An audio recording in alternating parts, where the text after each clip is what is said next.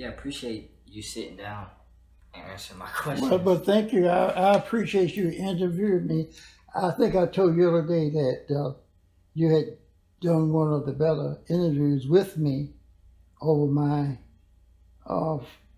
40 plus years of active participation into public life, Yeah. other than the ministry. Yeah, I appreciate that. And definitely today it won't be as long. It's just a couple questions that I missed. Ask as many you want. Yeah, or that I came up with afterwards. And I also have that one quote that I couldn't remember. So this go around, the first question or thing I wanted to ask you about is that you actually had an opportunity to meet Dick Gregory. How did that end up happening? Well, you know, Dick Gregory is one of the more everyday persons that you ever meet. Mm-hmm. And I had opportunity of picking him up at the airport. Mm-hmm. And I don't know what the occasion was, and still don't know. I might reflect on it. But anyway, what I remember mostly about him, he had a lot of peanuts and nuts and things in his bag, and on his way to the office where we were to meet with someone. Now I don't even know who. He just talked. He was interesting. He very much. He's a comedian, but when he's not on the stage, even when he's on the stage, he's so relaxed in telling his and expressing himself that you start laughing, don't know why. Yeah, Dick Gregory was quite. And has he gone to heaven yet? Yeah, actually he has. I believe I was in actually DC the day he died. He died in DC as well. And what you remember what year that was? This was last year. Oh, just happened. So this was last year in August, I believe. Well, he was a close friend to Golden Franks. Has you ever heard tell of him? Mm-mm. He was a civil rights worker, and he worked for Southern Christian Leadership Conference. Unfortunately, the headquarters never financially supported him. The Commission for Racial Justice, the organization, and the United Church of Christ that I was working for, provide a lot of financial resources for him. But he was we met in conflict, but that turned into cooperation quite early in our working together. So it was in Wilmington, North Carolina. He was organized in Wilmington, and Golden and Ben Chavis was an organizer there too. I was the ended up being the enabler for both of them. So you kind of played as a middleman between Ben Chavis and Dick Gregory. That's right. More than that, but a supporter, financially and otherwise. Because United Church of Christ in those days did have money. That and I had a budget that I had the privilege of using on the battlefield for the Lord. Mm-hmm. Yeah, I came across Dick Gregory. I'm a fan of Bob Marley, and these two, they were friends as well. Mm-hmm. And through YouTube, which is, are you familiar with YouTube? Are you familiar with YouTube? Tell me about it, then I'll tell you. YouTube is basically a thing on the internet where you can almost search pretty much any video. No, I am not familiar with it. So Too old for that. Yeah, so I'm not smart enough. So, for example, I could take this interview, which I probably will at some point, and I could upload it to YouTube, and the whole world could see it. Well, try it and see whether you get a response. Because one thing about it, a person cannot truly evaluate himself. I don't know who said that. I think maybe it's in one of the letters that Paul wrote, that a person should not think more highly of himself than he should.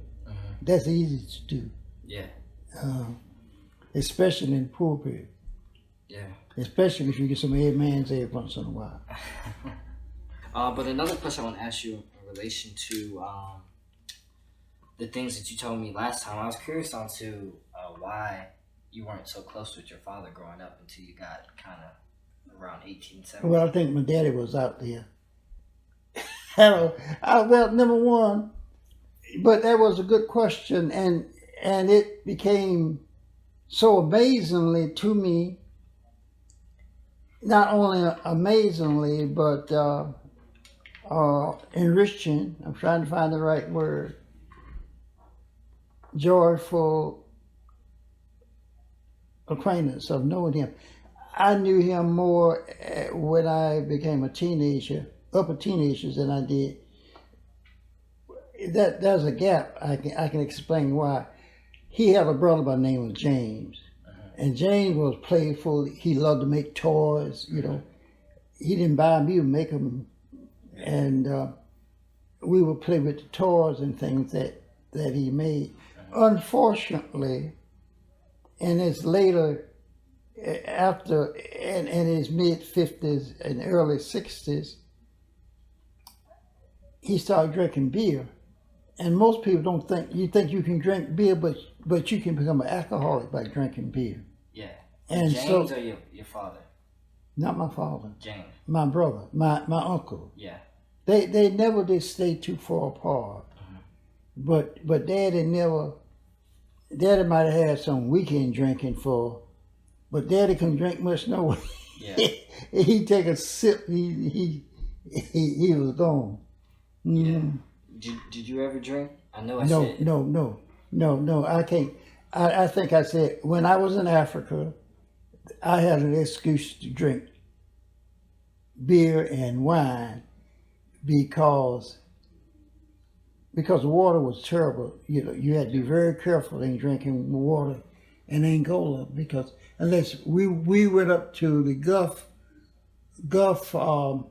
company where they were drawing oil out of the ocean, and they had good water up there. So the people in Africa, the communities that I was in, did not have water. If you weren't used to it, would make you sick. Yeah, it's still like that in most foreign countries, but It's same way. yeah, when I was in Peru, I couldn't drink their water. Mm-hmm. Yeah. Well, what was your substitute? I would just buy bottled water in bulk, like a 2-gallon or 3-gallon or whatever the biggest jug. Was it expensive? No. Maybe for the Peruvian, yes, but you know the U.S. dollar is worth at that time about 4 times more, so I could buy a whole big thing of water for $1. So you could share your water. Yeah, I shared my water with my roommates from time to time. So you said you went to Angola and Africa. What was that like? It was look, I see that crow there. That little crows know nobody gonna shoot them, so they end up getting closer and closer to the house. They just about tame, man. Yeah. But crows were a great danger. Crows were a troublemaker because they would eat your corn and peck your watermelon and cantaloupe. Yeah. They wouldn't eat all the cantaloupe, all of them. They just put holes in it, and you have watermelon that big, and behold, the crow had messed it up. Is that why they made scarecrows? Yeah, but I don't know how many scarecrows scared the crows away. Yeah. It gave the watermelon growers and the corn growers a little relief. Yeah. So about Angola, how was that? Well, it was overwhelming. Just the idea that I was back in Africa was, which I considered was my ancestors' home, which was. I suppose even, in fact, the area that I was in Africa was Angola. I went down all the way down to the edge of South Africa. South Africa was black people in South Africa were fighting for their liberation, and you guess who was helping them? Cuba. Cuba. There was a lot of Cuban soldiers over there, and I met some of them. Oh wow. Yeah, at some point, I'd like to travel. I do want to go to Africa, especially after taking that test. You haven't been to Africa yet? No, I haven't. Please go. It's a great blessing. I did not get a chance to go to South Africa, but people that have been to South Africa, Peoria and all that places. So that's one of the most beautiful cities in the world. Yeah, I want to go to Nigeria. Now that I found out 41% Nigerian, so I'm pretty sure our ancestors were mainly Nigerian. We were. I just about guess. But we in America are so mixed up. We are hybrids. Yeah. You're interracial, mixed. Your great grandmother, your great grandmother, great grandfather passed as white. I began to wonder one time whether he was really as white as we thought he was, or he was as white as he thought he was. When you go back and start checking those, what you call those things? Searching. His skin? No, when you sent off to find out who you are and where you were from, who your ancestors are. Yeah, your DNA and stuff. I don't think. I think that's a fraud more than anything else. Yeah, maybe definitely back then, but now technology and medicine has came a long way. Mm-hmm. So the next question I want to ask you was something that I was thinking about. I noticed more so back in your day, outside of protesting and marches, you guys also used to do a lot of boycotts. And I don't really see that too often anymore. How come you think people don't boycott? Well, boycotts was part of the protest. Yes, why do you boycott?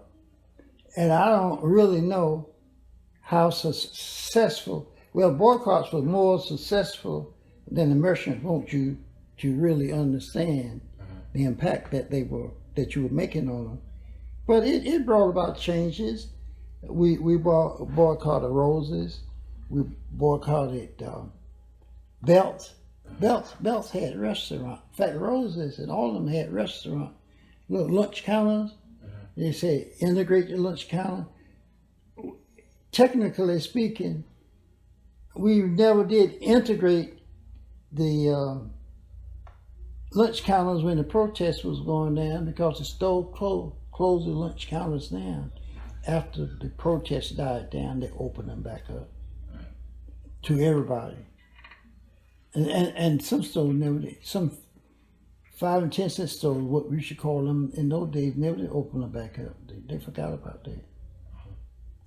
Do you think that kids today or young people today possibly might not be, or may be more disciplined enough to stick with a boycott?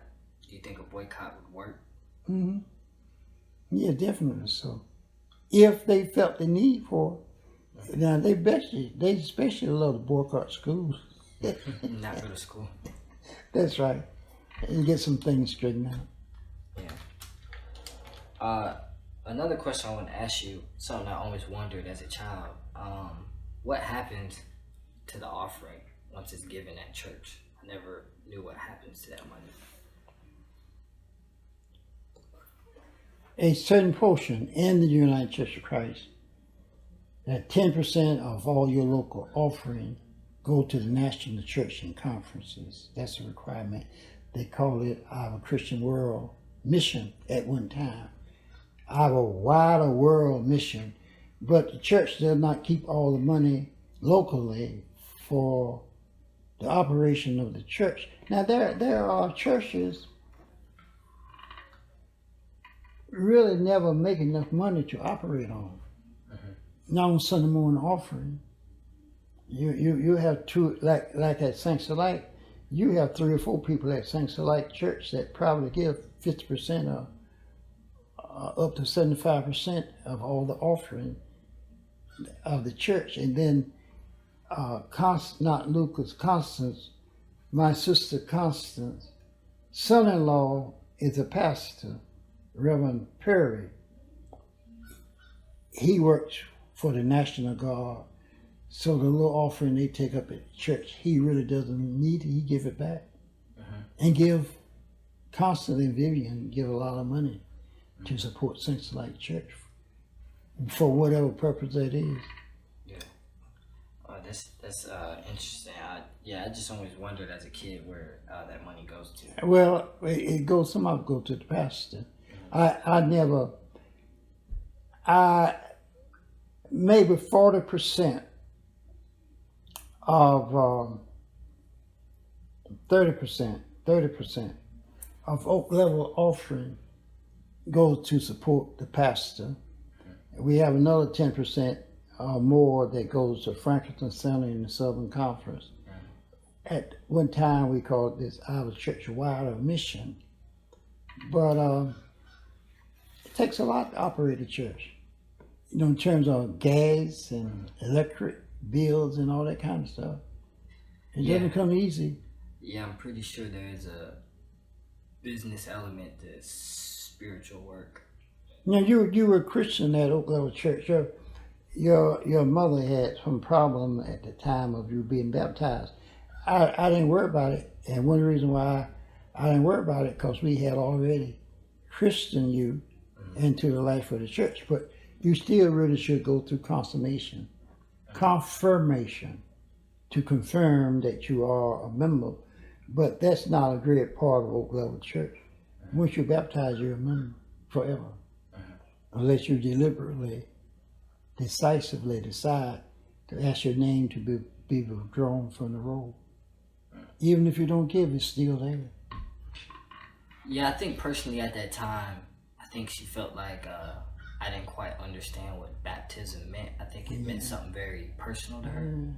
And I think she wanted me to have a deeper understanding before I went about doing something like that. But the blessing is not what it's why the Episcopal Church and all them baptize babies, because that's a gift that church restores upon the person. But Leyda was very religious. It's very consciously. Wherever we had disagreement, it must have all faded away because she asked me to do her eulogy. She wanted me to do it. I hope I did a good job. Well, I cried. That was enough. Few tears at a funeral that the preacher shed. Yeah. If he doesn't say anything else, and she doesn't say anything else. Yeah, I think you did a great job at my mother's funeral. I did my wife's funeral too. Her pastor did Cleo, the little giant. That's what he called her, because she was small in stature, but don't bother her. So she could get things straight. Cleo or your second wife? Cleo. My second wife was just 5 years period. She was always searching because she was really brought up north. She had very little experience what it meant to be in a black church in the South. But she was from up north. Well, she lived up there. But I bridged the gap by having her to come in with the children. Children always come in a little later because they had their services separately, and then they come in church and share. So she would march in. They gave her a sense of participation.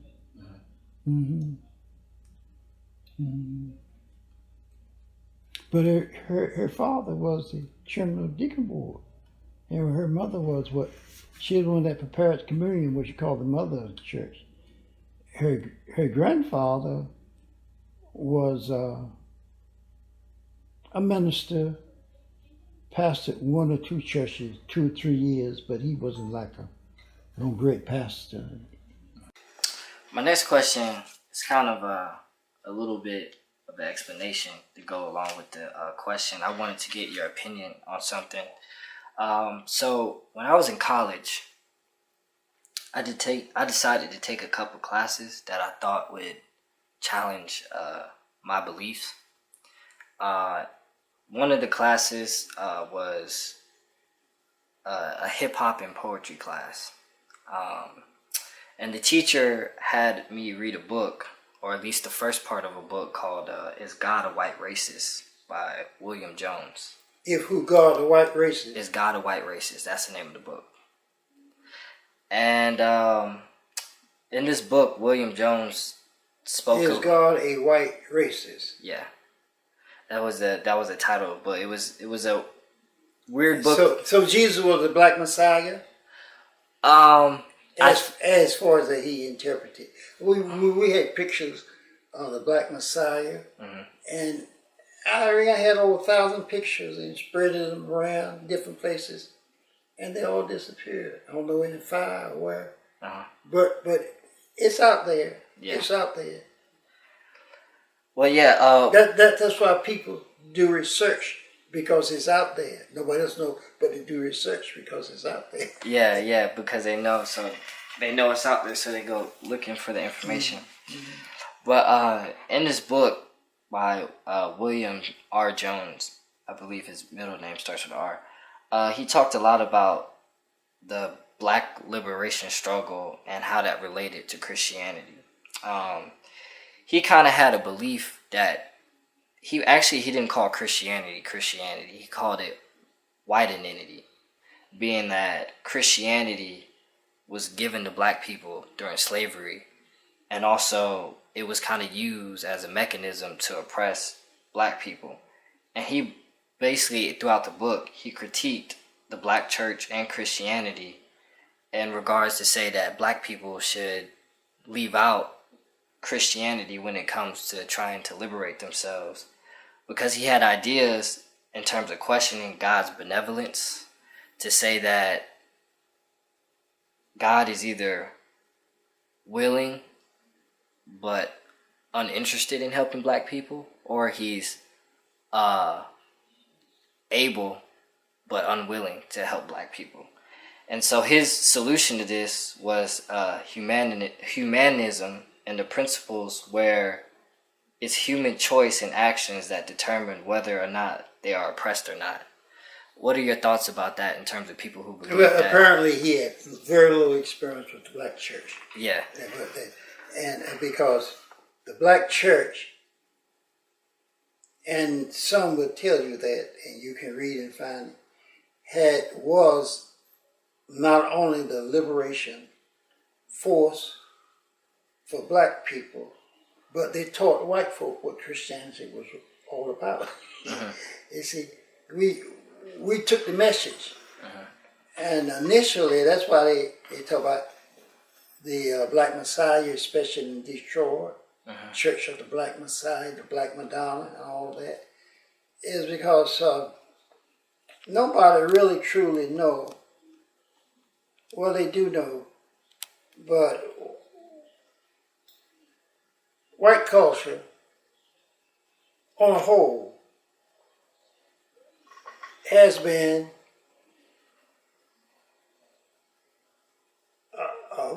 void of the Christian faith.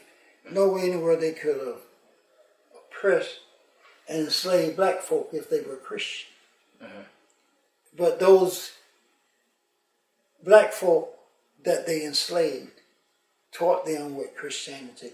Though they got the word, they got the symbols, and they lived the life. They taught them what the Christian faith was really all about, because it endures. Well, you have your, I don't know, these name the name of the black liberators, Douglas and all of them. But they were not really anti-white. They were pro-black. Guys like Nat Turner. Nat Turner was born just a few miles down the road there, off Highway 58. He was born in North Carolina. Virginia is right here. Virginia's right here. Yeah.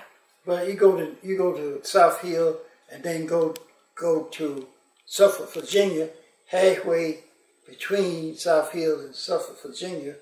That's where Nat Turner and them got there.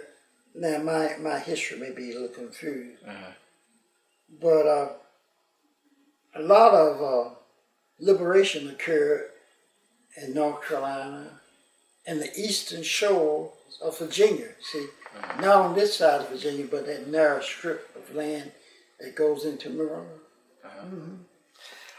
Yeah, I think I personally. If you really, I need to go back and read my history. I need to do some research. It's a good. It's a good opportunity for somebody like you to write a little pamphlet or booklet on that. Because black folk, especially my age, it's in you, but you can't. It's in you, but you can't tell it like you ought to unless you're preaching. Yeah. Then it all come alive again. Yeah, I personally think when I was reading the book that his issue was who? William Jones, the guy who wrote the book that was William Jones, yeah. Now what his professor were? I don't know where he was a professor. I know that in the book it told a little bit about his story and that his father was a preacher. And as he grew up, I guess he started critiquing the Christianity a little bit more. But I think personally, in the book, he kind of talked about faith and how the idea that you may struggle here on earth, but you may be rewarded in the afterlife or in some future life. And I think his problem with that was that it kind of allows black people to be more comfortable with their struggle as opposed to being more proactive in terms, I guess, maybe physically, I don't know. But that's what kind of leads me to my next question. But before we go to the next question, you raise an issue. Black folk had to prepare for the liberation struggle.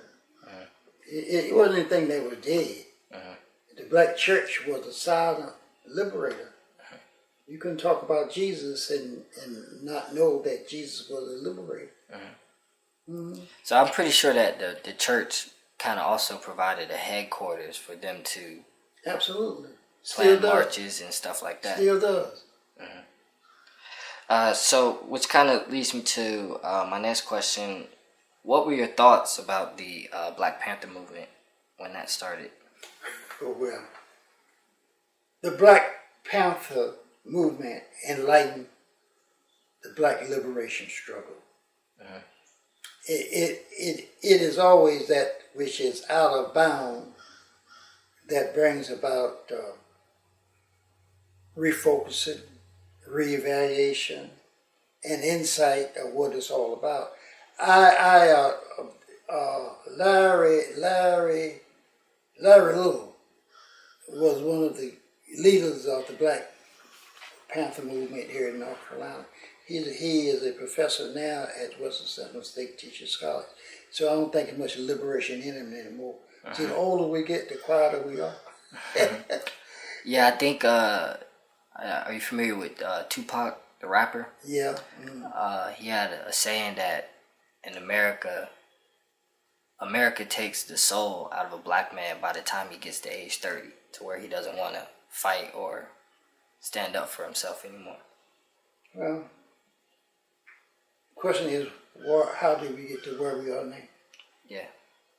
It may not be. Well, you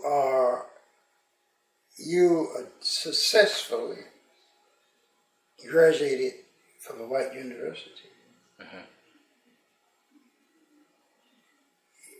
How did you compete with the white folk that you were in school with? Or did you really know them? Oh yeah, I knew them. I have friends of all shades of color. Okay. Yeah. Okay. I mean, I never. And I guarantee you that you contributed a lot to them. Yeah, I did. But a lot of time, not even aware of what you were contributing because it was a part of your total being. Yeah. For me personally, personally, I think black people go wrong trying to compete with white people. I think we should. I only worried about myself, trying to better myself and beat my own personal records. Well, that's where I am.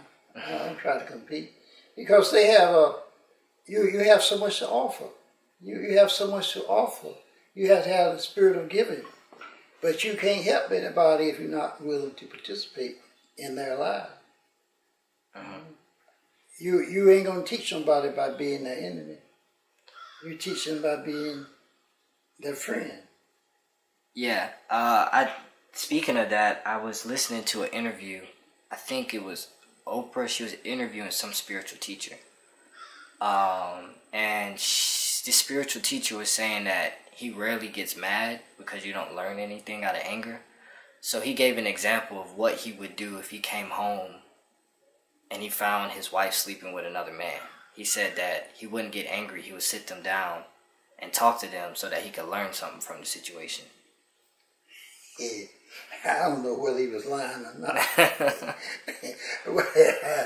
I don't know. That could be a devastating experience, because if he was really conscious of the situation before time, he should have seen what was happening. She didn't jump in bed with a little man if, well, you never know what a woman, you never know. Anything a man would do, a woman will too. So if you know yourself, you should know the woman. Not necessarily your lover, but women. We all the same. Yeah. See, this world would not survive without sex. Yeah, I think our whole livelihood is dependent on it. But to speak to that in terms of whether or not if I contributed to the white people at my school, going to a predominantly white institution, I can answer that after you answer it. Yeah. Go ahead and answer. But I know that my mom, I never really understood it at the time, but my mom made it a point for me to go to schools with majority white people. I don't think she necessarily thought that white schools that had a larger white population was better than black schools that maybe had a more black population. But for her being a foreigner and coming to this country, I think she made it a point for me to learn, I guess you could say, how white people operate.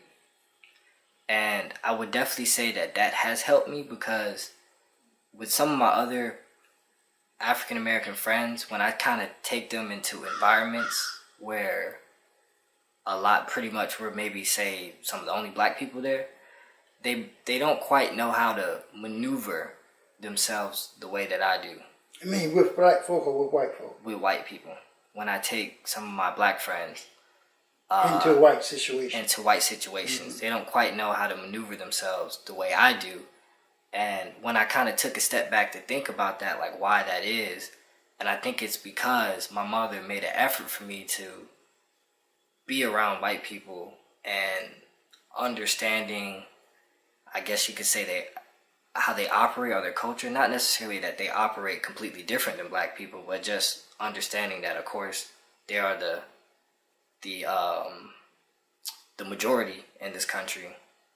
So I think that definitely did help me, and I think being in those situations has contributed to making me a more well-rounded person.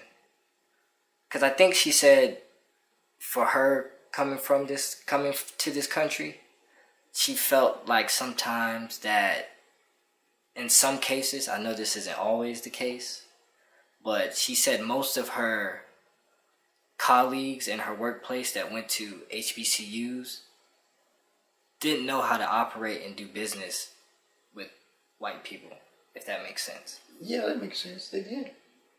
That's true. Because they weren't exposed to different cultures. Not saying, I mean, nowadays you can go to HBCU and see it's becoming more of an issue. Like A&T or, Central. I know it's becoming more of an issue where they're letting in other different races and whatnot. This is so off interview. How is the latest friend making it down there in Elizabeth City? Is she confused? No, she's doing well. She's I think she does her job to the highest degree, and I think she's very respected in all the things that she does. Because she played a huge role in helping me get into college. And she even gave me the opportunity to speak in front of some important people about the importance of going to a community college when they were thinking about making budget cuts here in North Carolina when it came to community colleges. Well, I wish that I could meet her. I graduated at the head of my class, like A, but not that I was all that smart. But I studied hard, and I impressed the teachers. See, you are not going to make a good grade if you don't impress the teacher.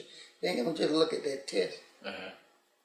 They you can take that test and go up and go down and not be prejudiced. That's human nature. Yeah. The impact, not what you want to make on a test. There's a lot of teachers automatically give you a passing based on what you do on a test.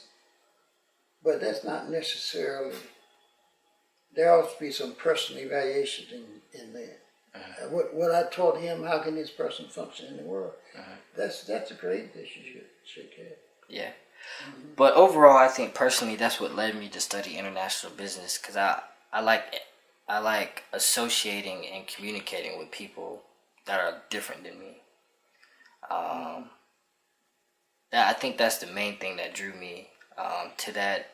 One of my classes, I had to do a project on how to do business, because other countries have different business customs. Some people like to get straight to business, whereas some others, they want to go out and take you out to eat and whatnot.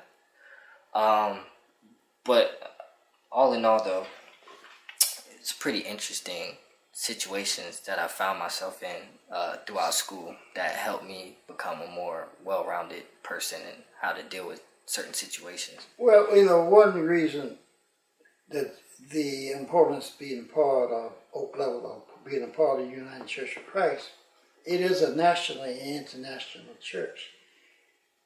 You participate, and they may come to you, and you may go to them doing the reading, but it's an international.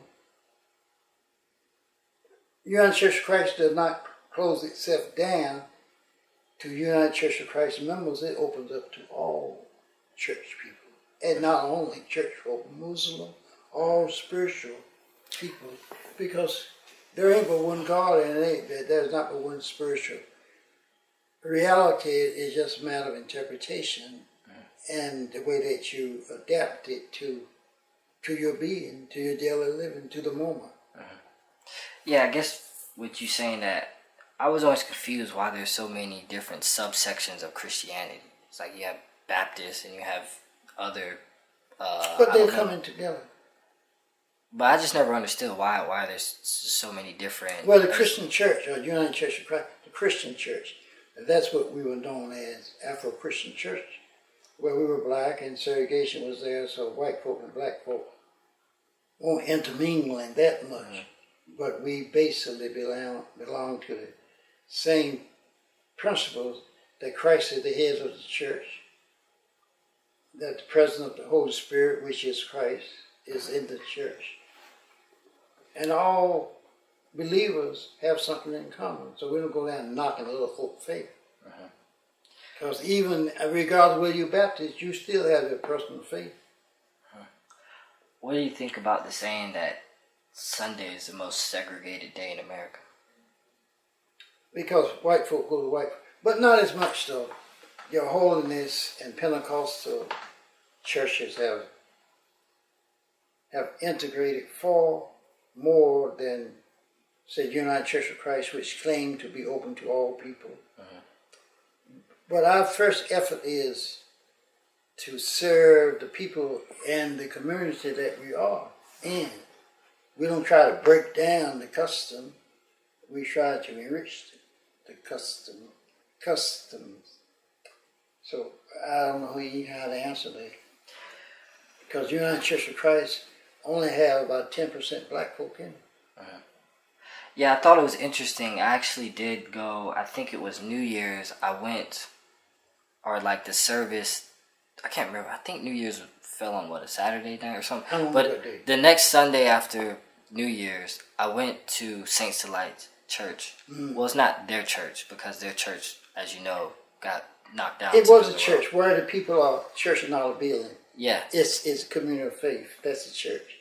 But the building that they were sharing was a predominantly Pentecostal.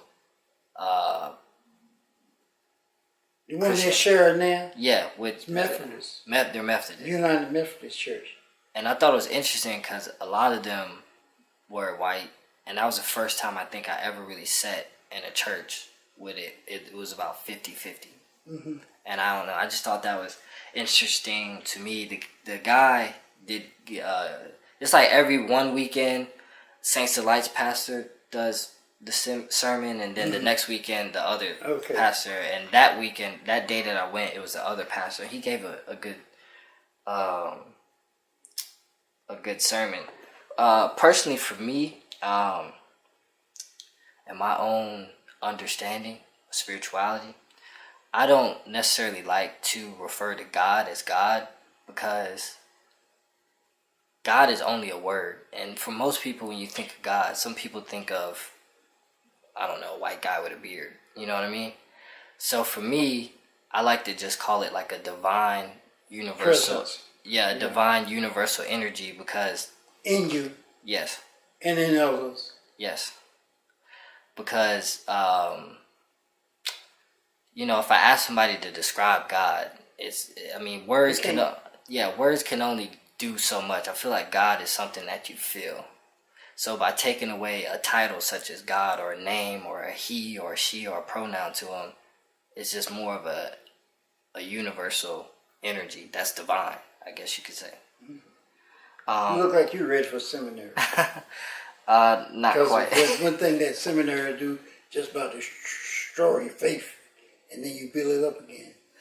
Yeah, personally, I'm somebody that's always trying to challenge my belief, challenge stereotypes. And I think that's why I had such a good time studying abroad, because I had an incident. Well, it wasn't an incident, but one of my roommates, who was from France, one day she pulled me to the side, and she was like, "You've completely changed my perception of black people." Because she never really met any black people coming from where she's from. She only saw black people on the TV. And of course, it wasn't always the best image.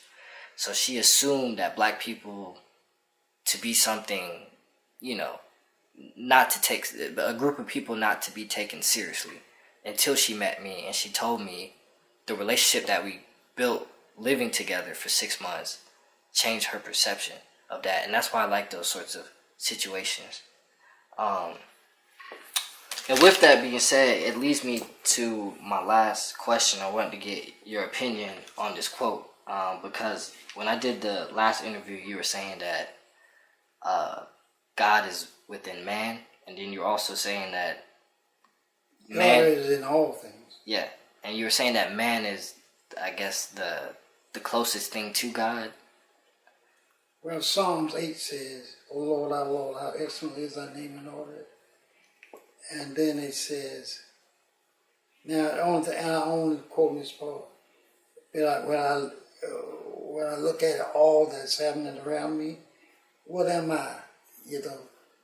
That you look upon me and look after me. But the God that he's talking about, the spirituality that he's talking about, is really the divine presence that is in all things. And so with that being said, I found that quote that I couldn't remember off the top of my head. Now this quote comes from the Hindu faith. It's kind of a two-part quote because it's two people talking. They're having a conversation. One person goes by the name of Ram. Ram is a major deity in the Hindu faith. And another one is Hanuman, which is a devotee, or I guess you could say a disciple of Ram. And Hanuman looks like half man, half monkey. So I think he's a representation of man, of human. So Ram asked him, "What are you, monkey or man?" And Hanuman, the devotee, responds, "When I don't know who I am, I serve you. And when I do know who I am, you and I are one, or I am you." What do you think about that?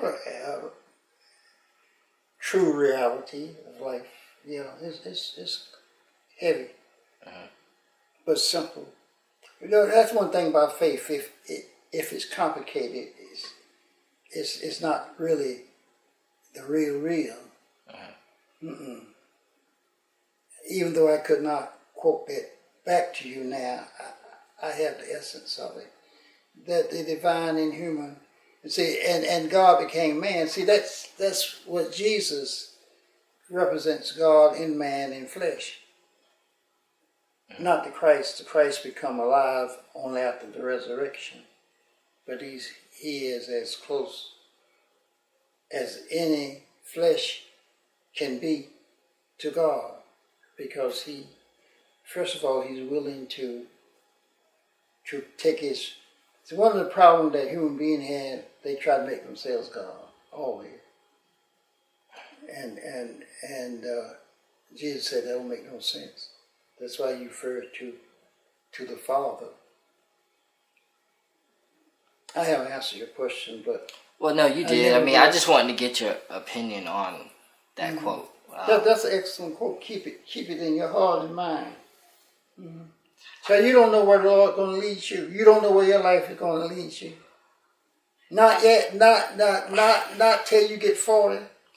I mean, personally, after my mom died, I did realize that, as you heard during my speech that I gave during our funeral, that we're not in control as we think we are. And when I realized that, I stopped stressing so much about exactly what's in store for me in the future. I mean, other than the necessities to make sure I have a roof over my head and some money in my pocket, to make it in this world. But I kind of stopped stressing so much over that. Well, your mother was a deep thinker, and she wanted, in reality, if I remember, to be buried where Cleo was buried, and close by. Because I suppose she taught her a lot. She and her mother had a lot of conflict. I don't know what the conflict was about, but Cleo would always sit up in the midnight hour and talk to both of them. Yeah. Because both of them was going after the same thing. I don't know what it was. Yeah, her side of the family, they're all a very passionate bunch. Okay, that's the best way I can put it. They all are very passionate, and knowing my mother, I got to know all of them, if that makes sense. Okay. So when I go to Panama, or the time that I would spend with my grandma before she passed, I kind of realized they have a lot more in common than they think they do. Pearl was quite an interesting person. Yeah, she was. She stayed in Washington quite a bit too, didn't she? Did she work for some people up there in D.C.? I think she worked for the Air Force or Navy. She wasn't really in it. But she worked alongside of them. Yeah, okay. So, I can't remember exactly. I don't know how far we're going on this interview, but no. I have enjoyed it. Yeah. One of my better interviews, I had told you that before. Yeah. Well, I appreciate it. And when I edit everything, and come back and do 2 or 3 more. you may know more about my inner being than anyone else does, because I don't write that much. When I start writing, I freeze up. Yeah, some people are better talkers than they are writers. I'm one of them. Yeah, I think... I've never written a sermon out.